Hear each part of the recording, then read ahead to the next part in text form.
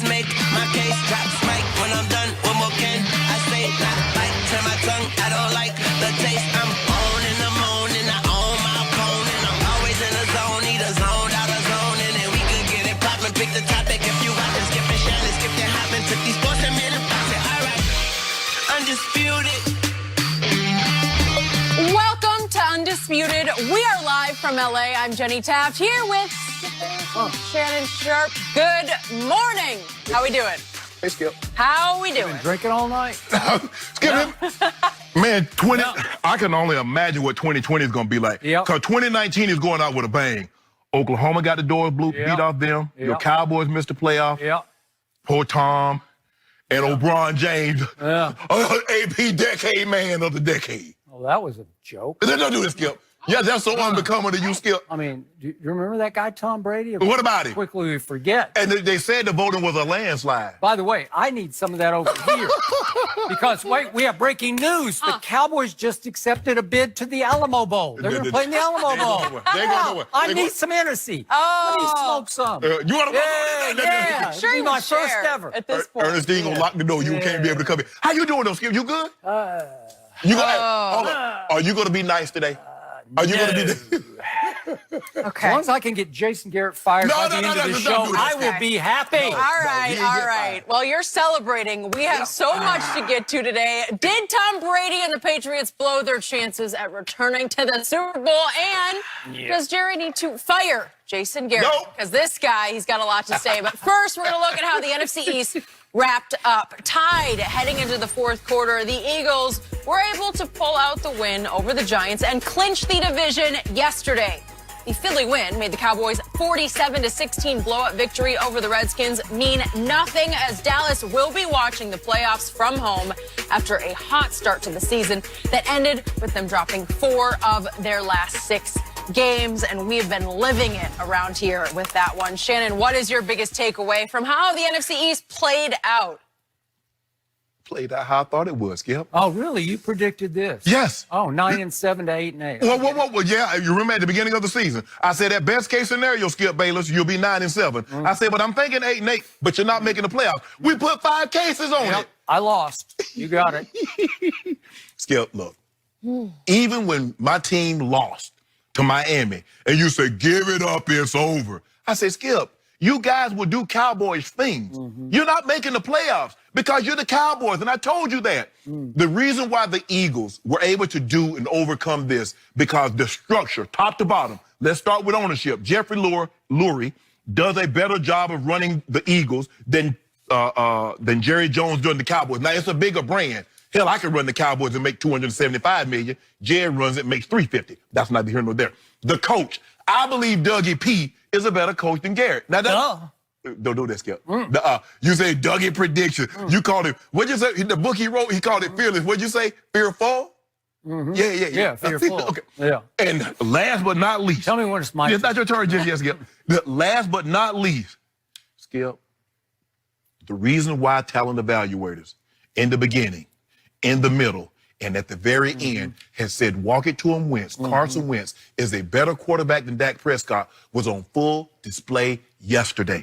For the people at home, this is what I want you to understand. Wentz finished the game with 3 starters on the offensive side of the football that started week 1 with. Yeah. Now, let me tell you what happened. Now, he was throwing to a guy named Robert Davis. He was a 6th-round draft pick in 2016. Deontay Burnett, Greg Ward, started at wide receiver, their undrafted free agent. And the guy that brought him home was the one Boston Scott, undrafted free agent. Now, Skip, last week, you talking about Tony Pollard. He was on the bench cold. Well, how about Miles Sanders go down? Boston Scott, you're up. Now, I need you to take all the pass game, the run game, and I need Did you you to just play 2 plays yesterday? Whoa, Skip. Whoa. It's not your turn. I didn't ask you. I didn't ask you. You interrupted me. Let me have my moment. Okay. The Eagles had a sense of urgency. From the very time they lost that game, they had 4. We can't lose anymore. They lost against Miami, so they had 4 games to play. We can't lose anymore. And what crystallized to me is what I've been saying since 2016.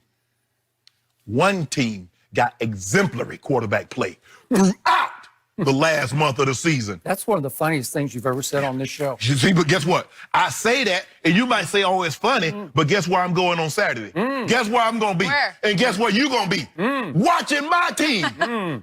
Eagles. We flying, Skip Bayless. And I told you this. It's simple as this, Skip. When did the Eagles become your team? Well, I don't know. You I don't know. There were moments where I don't know if I was Skip feeling Bayless. that. You know good. See, you always try to shift it when they become your team. You know. Walk into him, be my guy. Now all of a sudden you want to shift the blame. But just simple as this.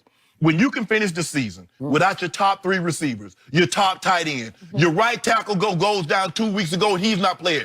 Brooks, your all-pro guard, he goes down. Back up, you come in and do this thing. Perkins the tight end caught an undrafted free agent. Name the time that Dak Prescott has ever been able to overcome something like this, because all I did was hear you crying sneak snot in 2017. He doesn't have a number 1. Zeke is suspended. No Sean Lee, no Tyron Smith. That man won 4 games. Was he playing the Giants in those? Whoa. Did he get to play the Giants twice in the last 4 games? Hold up. No. Did you guys play the Giants? No. Yeah. A long time ago. Did you play Washington? Yeah. Did you play Buffalo? Yeah. Did you play the Packers? Yeah. So my guy is better than yours. And the reason why they won is because the quarterback play is better than the quarterback play that you got over the last month. Is that it? Yep. Thank you. Thank you. Now it's my turn. Skip. Take your time. Yesterday was as I warned you, it would be a foregone conclusion. As I predicted, the Eagles backed into winning the NFC East because the Eagles had the easiest closing schedule in the National Football League, and God bless them, they took advantage of it.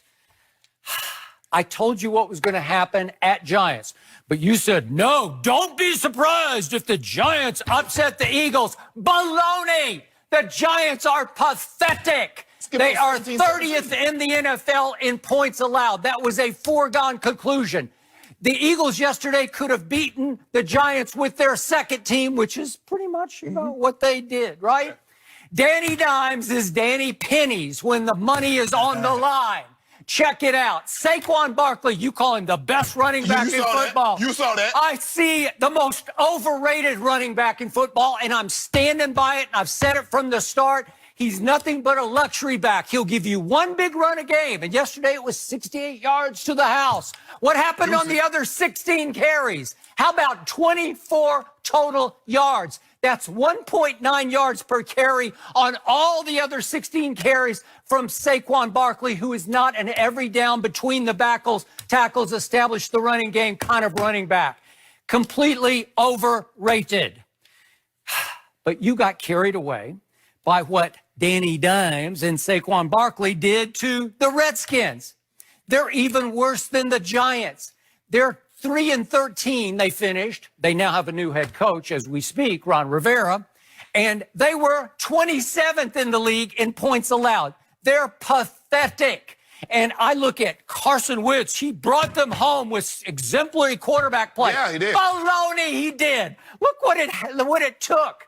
That Monday night game when their roll started, the last 4 games, it's Monday night at home. You're in Philadelphia. And what happened? It took all the way to overtime after Carson Wentz stunk it up for 3.5 quarters. It took all the way to overtime against these pathetic 4-12 Giants to pull the game out. And you're proud of that? Yeah, I Are am. you kidding me? His Very QBR proud. in that game was a 53, which is 3 points above average.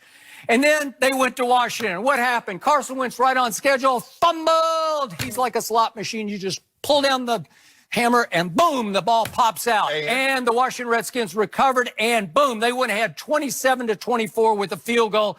And here came Carson Wentz late, but it took him all the way until 26 seconds were left to beat the Redskins. I mean, the Cowboys just beat the stuffing out of the Redskins and the Giants. The Cowboys beat the Giants 35-17 and 37-18.